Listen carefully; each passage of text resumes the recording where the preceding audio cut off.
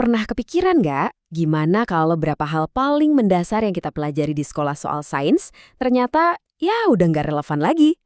Bukan salah total, tapi udah waktunya buat pensiun nih. Nah, di pembahasan kali ini, kita bakal bongkar beberapa gagasan sains raksasa yang mungkin udah saatnya kita simpan di museum. Nah, pertanyaan utamanya jadi ini nih. Gagasan ilmiah mana sih yang udah mapan banget, tapi sebenarnya harus kita singkirkan biar sains bisa maju? Kedengarannya radikal ya, tapi justru disinilah letak kehebatan sains. Sains itu maju bukan karena selalu benar, tapi karena berani mengakui, kayaknya dulu kita salah, dan terus mencari jawaban yang lebih baik. Oke, jadi kita akan mulai perjalanan kita untuk mempensiunkan beberapa gagasan ilmiah. Penting banget buat kita ingat ya, ini bukan soal kegagalan, tapi soal kemajuan. Dan perjalanan kita ini skalanya besar banget. Kita mulai dari kosmos, lalu kita zoom in ke manusia sebagai spesies, dan akhirnya kita menyelam ke dalam pikiran kita sendiri. Baik, kita mulai dari skala yang paling besar dulu, dari kosmos. Selama ini, para fisikawan punya satu mimpi besar, satu tujuan akhir yang mereka kejar, semacam hadiah utama dalam ilmu fisika. Dan inilah dia, teori segalanya. Ini tuh gagasan kalau seluruh alam semesta, dari bintang yang meledak sampai cara apel jatuh dari pohon, bisa dijelaskan cuma dengan beberapa rumus matematika yang elegan. Keren banget kan idenya? Seolah-olah kita bisa nemuin kode sumber alam semesta. Tapi, yang menarik justru ini. Kritik paling pedas datang dari para fisikawan sendiri loh. Salah satunya Geoffrey West yang bilang kalau nyebut ini teori segalanya itu kesannya arogan dan naif banget. Menurut mereka, gagasan ambisius ini mungkin sudah waktunya untuk dipensiunkan. Kenapa begitu? Coba kita lihat deh. Seandainya pun kita punya teori itu, apa yang nggak masuk ke dalamnya? Ya, hampir semua hal yang bikin hidup kita berarti. Kehidupan itu sendiri, otak dan kesadaran kita, kota yang kita bangun, bahkan hal-hal seperti cinta dan benci. Semua kekacauan indah, yang rumit dan nggak bisa cuma dimasukin ke dalam rumus matematika. Oke, jadi kalau teori fisika yang paling hebat aja gagal menangkap kerumitan alam semesta, gimana ceritanya kita bisa pakai kotak-kotak kaku buat mendefinisikan sesuatu yang jauh lebih kompleks, yaitu kita sendiri manusia? Nah, di sini kita ketemu sama pertarungan dua gagasan besar. Di satu sisi, ada esensialisme dari Plato. Ini tuh cara berpikir yang suka mengelompokkan segalanya ke dalam kotak-kotak yang jelas dan nggak berubah. Ada esensi anjing, esensi kucing. Di sisi lain, ada pemikiran evolusioner Darwin yang bilang, lupakan kotak-kotak itu. Hidup itu lebih mirip sungai yang terus berubah, penuh variasi, dan nggak ada yang namanya bentuk ideal.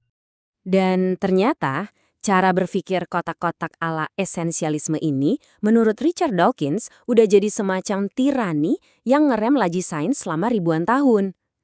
Logikanya gampang. Kalau Anda percaya ada cetak biru kelinci yang sempurna dan abadi, gimana Anda bisa terima ide kalau kelinci itu berevolusi dari sesuatu yang bukan kelinci? Kedengarannya jadi nggak masuk akal kan? Dan ini bukan cuma soal teori loh, pemikiran esensialis ini punya dampak yang sangat nyata dan berbahaya. Contoh paling jelasnya adalah gagasan soal ras biologis. Ini adalah usaha untuk memasukkan keragaman manusia yang luar biasa ke dalam beberapa kotak kaku, seolah-olah ada esensi ras tertentu. Padahal, secara ilmiah, pembagian kaku semacam itu terbukti nggak ada. Baik, dari kosmos ke spesies kita, sekarang kita masuk ke level yang paling personal. Dunia batin kita. Ke dalam kepala Anda sendiri. Dan pertanyaannya jadi makin menusuk. Siapa atau apa yang sebenarnya memegang kendali di dalam sana? Apakah Anda benar-benar memegang kendali? Tentu saja, jawaban pertama kita pasti, ya iyalah. Saya mau bicara, saya bicara, Anda mau menggaruk hidung, Anda melakukannya. Rasanya kita yang jadi bosnya. Tapi, gimana kalau perasaan memilih itu sendiri cuma trik dari otak kita? Ini yang bikin merinding dari temuan ilmu saraf, coba lihat urutannya. Ternyata, sebelum Anda sadar memutuskan sesuatu, misalnya mau ambil cangkir kopi, otak Anda tuh udah aktif duluan mempersiapkan gerakan itu. Baru beberapa saat setelahnya, Anda merasa sadar membuat pilihan itu. Jadi kesadaran kita mungkin bukan sutradara yang mengambil keputusan, tapi lebih kayak penonton yang datang telat ke bioskop. Jadi, kesimpulannya, menurut ahli biologi seperti Jerry Coyne, cukup blak-blakan. Gagasan lama kita tentang kehendak bebas itu udah mati. Apa yang kita alami sebagai pilihan bebas, kemungkinan besar adalah sebuah narasi, sebuah cerita yang otak kita ciptakan setelah kejadian, biar semuanya terasa masuk akal. Hal yang sama berlaku buat konsep diri. Kita semua kan merasa ada satu aku yang utuh dan jadi pusat kendali di kepala kita. Tapi sains bilang, aku ini bukan satu entitas tunggal. Aku ini lebih kayak sistem operasi yang berjalan di atas hardware-nya otak. Dan kita tahu sistem operasi itu bisa kena virus, bisa nge-lag, bahkan bisa rusak karena kerusakan hardware. Oke, kita udah mengguncang fondasi pemahaman kita soal alam semesta, soal kategori manusia, bahkan soal diri kita sendiri. Mungkin kepala agak pusing sekarang. Terus, apa artinya semua ini? Apa pelajaran yang bisa kita petik? Mungkin gagasan paling besar yang harus kita pensiunkan adalah gagasan tentang kepastian itu sendiri. Kebenaran mutlak. Sains itu pada dasarnya bukan mesin pencetak kebenaran absolut yang nggak bisa diganggu-gugat. Sains adalah proses. Proses untuk terus-menerus mendekati kebenaran sambil selalu siap untuk memperbaiki diri. Dan disinilah letak poin terpentingnya. Setiap kali ada gagasan lama yang dipensiunkan, itu bukanlah bukti kalau sains gagal. Justru sebaliknya, itulah bukti kalau sains berhasil.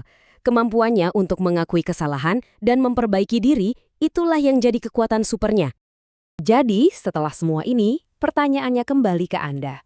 Kalau sains saja berani membongkar dan mempertanyakan gagasan-gagasannya yang paling mapan demi kemajuan, ada nggak satu gagasan yang Anda pegang erat-erat dalam hidup Anda yang mungkin sudah waktunya untuk dipertanyakan juga?